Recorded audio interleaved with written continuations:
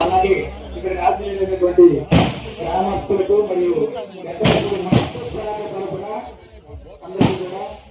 నిర్మాణానికి ముఖ్య అతిథిగా విచ్చేసిన రాష్ట్ర విద్యాశాఖ మంత్రివర్యులు సోదరులు శ్రీ గొట్టుపాటి రవికుమార్ గారికి, అలాగే ఈ యొక్క కార్యక్రమానికి విచ్చేసిన విద్యాశాఖ అధికారులు ఎస్సీ గారు, ఈఈ గారు, డిఈ గారు, అలాగే పెద్ద రంగేశ్వర గారు, అలాగే రవికుమార్ గారికి వెన్నంటి ఈ శాఖ మీద పూర్తిగా పట్టు సంపాదించే దాంట్లో నిత్యం వారితో పాటు ఉండి వారికి సహాయకులుగా ఉన్న వైఎస్సీ గారి సాంబశివరావు గారికి, అలాగే ఏఎంసీ చైర్మన్ వెంకటరావు గారు, ఇంకా పెద్దలందరికీ కూడా పేరు పేరున నా హృదయపూర్వక నమస్కారాలు.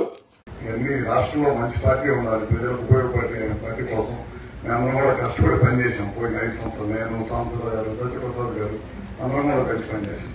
అట్లానే పెద్దలు చైర్మన్ గారు, మార్కెట్ చైర్మన్ గారు ఉన్నారు, స్థానిక సర్పంచ్ గారు, మా అధికారులు ఎస్సీ గారు ఉన్నారు, పిఈ గారు, ఇక్కడ విచ్చేసిన తెలుగుదేశం పార్టీ నాయకులకి, కార్యకర్తలకి అందరూ కూడా నమస్కారాలు. ఒక మంచి కార్యక్రమం వల్ల దాదాపు యనమల ఊర్లో దాదాపు 1.5 పెట్టి ఒక మంచి సిమెంట్ రోడ్ ప్రారంభించడం జరిగింది. దాదాపు ఒక 3 నెలల్లోనే అది మీకు అందుబాటులోకి వస్తుంది. గ్రామంలో కొన్ని సీసీ రోడ్లు, అదేవిధంగా నేను మంత్రి అయిన తర్వాత మొదటి సబ్స్టేషన్ ఇక్కడ బొగ్గకాయ కొట్టింది. నేను ఫస్ట్ సబ్స్టేషన్ ఇది కొట్టిన తర్వాత ఇప్పుడు రాష్ట్రం మొత్తమే 200 సబ్స్టేషన్స్ కడతాం. మొత్తం లో వోల్టేజ్ ఉండకూడదు. గ్రామీణ ప్రాంతాల్లో అందరూ కూడా పవర్ బాగా అవసరం అయిపోయింది. ఇప్పుడు 5 నిమిషాలు కరెంట్ పోయిందంటే అమ్మంటే ఫోన్ పవర్ స్టేషన్కి వెళ్ళిపోయింది. వాళ్ళ దొరకకపోతే ఎవరైనా మంత్రి అని చెప్పి చెప్తారు. అందుకని చెప్పి మన ముఖ్యమంత్రి గారు ఒకటే చెప్పాడు, ఎక్కడ కూడా లో వోల్టేజ్ ఉండకూడదు, రాబోయే రోజుల్లో కరెంట్ బిల్ కలగకూడదు. ఈ 2 టార్గెట్ ఇచ్చి పనిచేయమన్నారు. ఆ దశగా మేము అందరం కూడా ఖచ్చితంగా పనిచేస్తున్నాం. చాలా పెద్ద ఎత్తున సబ్స్టేషన్స్ నిర్మాణం చేస్తాము. ఇందాక సాంబశివరావు గారు చెప్పారు, 13 పైసలు తగ్గించాం మొదటిసారి. రాష్ట్రంలో కానీ దేశంలో ఎప్పుడు కూడా ట్రూప్ ఛార్జెస్ అని వేస్తారు. మనం వాడేసిన తర్వాత కరెంట్ ఎంత మిగిలిపోయింది, ఎంత ఎక్కువ వాడేది, ఇదంతా తీసుకొచ్చి తలా బిల్లుకి 5 పైసలు 10 పైసలు నేనే యాడ్ చేస్తారు. పోయిన జగన్మోహన్ రెడ్డి గవర్నమెంట్ లో కొత్తగా కరెంటు ఉత్పత్తి చేయకుండా బయట నుంచి కొన్నాను. కొంత వల్ల విపరీతంగా డబ్బులు ఖర్చు అయింది. అందుకని ఆ భారవంతం ఎవరిని వేశారు, నీవే వేశారు.